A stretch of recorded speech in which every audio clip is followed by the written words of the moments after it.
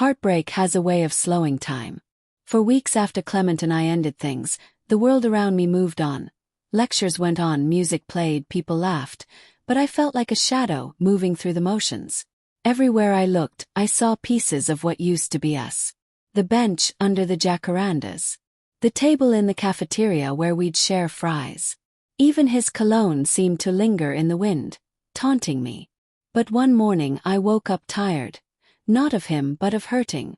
I stared at my reflection in the mirror and whispered to myself, "Natasha, you've waited long enough. Now live." And that was the day everything began to change. Started small. I joined the campus choir again. I went out with friends. I laughed, really laughed, for the first time in months. And slowly, I realized that love doesn't die with a heartbreak. It just hides until you're strong enough to find it again.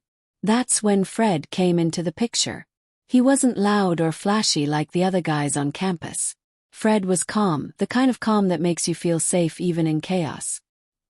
He had an easy smile, a deep laugh, and eyes that seemed to read more than you said. We met at a debate club meeting. He was in the audience, asking tough questions that even the panel struggled to answer. Afterward, as I packed my notes, he walked over. "Good arguments," he said. "But you should have gone harder on your closing point." I laughed. "Oh really? And what makes you the expert?" He grinned. "Because I was silently debating you in my head, and I won." That was Fred. Confident, teasing, but never arrogant. Over the next few weeks, we kept running into each other. Library corridors, the student center, random events. Soon it didn't feel like coincidence anymore.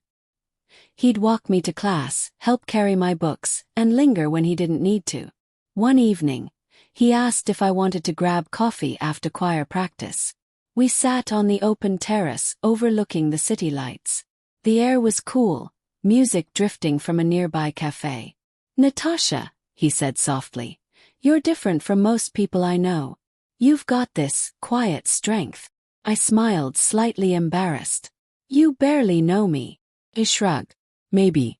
But I want to." Days turned into weeks. Our friendship grew naturally. Laughter, late-night calls, inside jokes. I found myself looking forward to his texts, the way he'd check in. "Did you eat? How was choir?" Still overthinking everything. He had a way of making ordinary moments feel special. One evening, as we walked back from the library, he stopped suddenly and looked at me. "You know," he said, "I don't want to be just your friend." My heart skipped. "Fred." He smiled. "Don't answer yet. Just think about it. I know you've been through a lot, and I'm not here to fix that. I just want to show you what it feels like to be loved right." Those words, "to be loved right," stayed with me for days.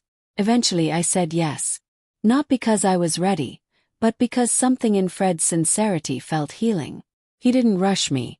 He didn't compare or compete with my past. He just showed up. Every day. When I laughed, he joined in. When I cried, he listened.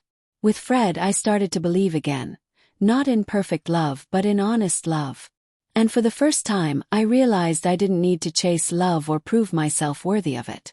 Already was. By the time the semester ended, everyone around us knew. Natasha and Fred were inseparable. But just when I thought I'd finally found peace, life decided to test me again. Because sometimes, even the sweetest love stories come with unexpected storms.